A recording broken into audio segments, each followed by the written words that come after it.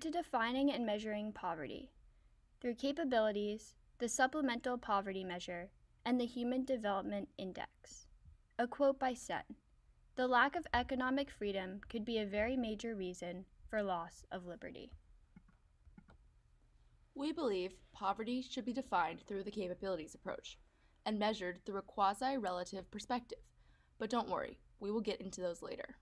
A person is considered poor when they lack adequate economic means and are unable to achieve one of many capabilities, which is also known as a capability failure. Nussbaum's capabilities approach is about the quality of life. It is easy to measure the length of a life, but measuring the quality of a life is much more difficult. Nussbaum came up with 10 central capabilities, the first being life, which is living the full length of a normal human life and having a life worth living. The second is bodily health. This means having good health, shelter, and nourishment, and being able to reproduce. The third is bodily integrity, which is being able to move freely, making one's own choices, and to be secure from assault. The fourth is senses, imagination, and thought. This means being able to use one's mind in a truly human way. The fifth is emotions, which is being able to love, care, and grieve for other beings, and emotional development. The sixth is practical reason. This means being able to critically think, reflect, and plan one's life. The seventh is affiliation, which is being able to respect and live with other beings, and also to have social interactions. The eighth is other species. This means being able to show concern and live with animals, plants, and nature. The ninth is play, which is being able to have fun and to enjoy oneself. The 10th is control over one's environment. This includes two aspects, a political aspect and a material aspect. The political aspect includes being able to participate actively in politics and having rights and protections. The material aspect includes having the right to property and equal employment, and also being protected from unwarranted search and seizure. So what difference would the capabilities approach make to poverty analysis? So we came up with problems and benefits. And some of the problems are that it's hard to measure and to record all of the data. And on top of that, it's hard to determine which of the capabilities are the most valuable. The benefits include the method being evaluative and ethical. The method also tells us what to value. So now that we've discussed the 10 central capabilities, which lead to a minimally decent life, we want to ask, what does it really mean to achieve a minimally decent human life? There should be no tragic choice in a minimally decent human life. Tragic choice is defined as the violation of an entitlement grounded in basic justice, one that in a fully just society no person has to bear. But what does it mean to be human? Being human means the freedom to make decisions, having rational thoughts, and self-awareness. So how is one to go about measuring a minimally decent human life? Through measuring poverty, we're able to see what restricts one from having a minimally decent human life. We believe the best way to measure poverty is through a combination of the HDI, which is the Human Development Index, and this incorporates the capabilities approach, and then in addition, the SPM. The Human Development Index emphasizes people and their capabilities.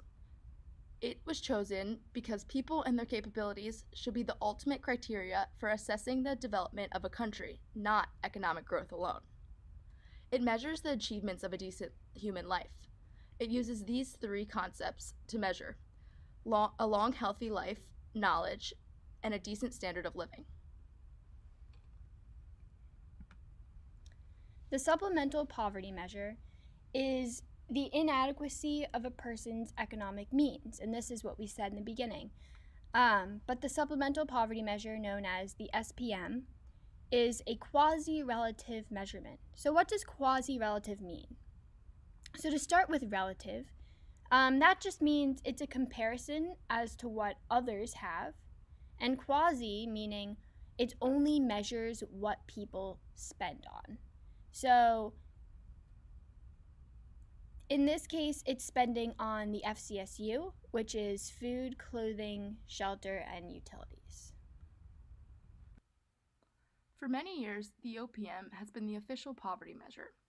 So why do we prefer the SPM over the OPM?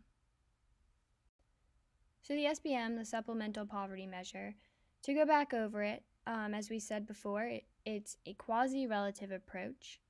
It does not include capabilities, but it does include in-kind benefits such as food stamps or SNAP, the EITC, which is Earned Income Tax Credit, subsidized housing, home energy assistance, TANF, which is Temporary Assistance for Needy Families, Medicaid, and Medicaid lessens the ability for MOOP, which is medical out-of-pocket costs.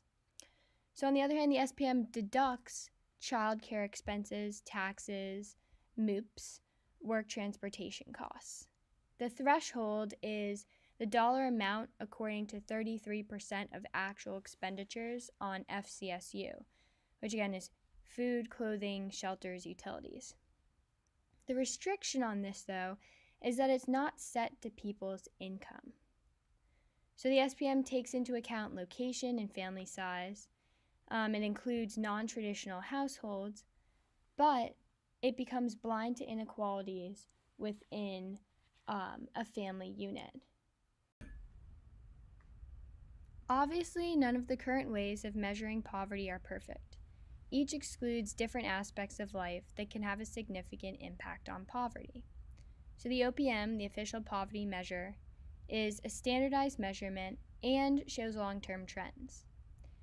But the issue is that it's an absolute approach. So it sets the poverty threshold based on income, family size, and a nutritionally sound meal plan times 3. It doesn't capture inequalities or human security or empowerment.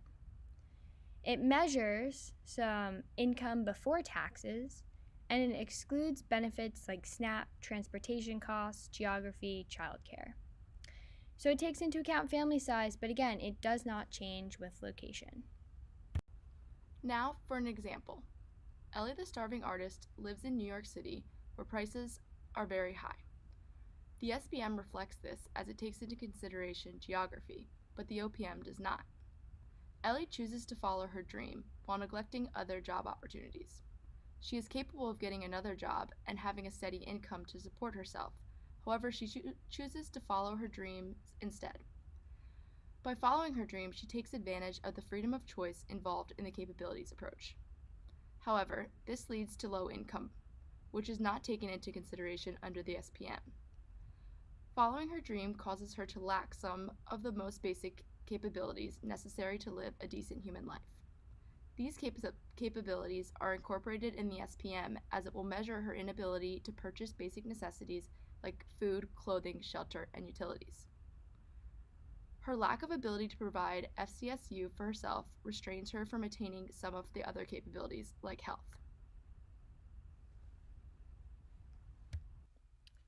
Thank you.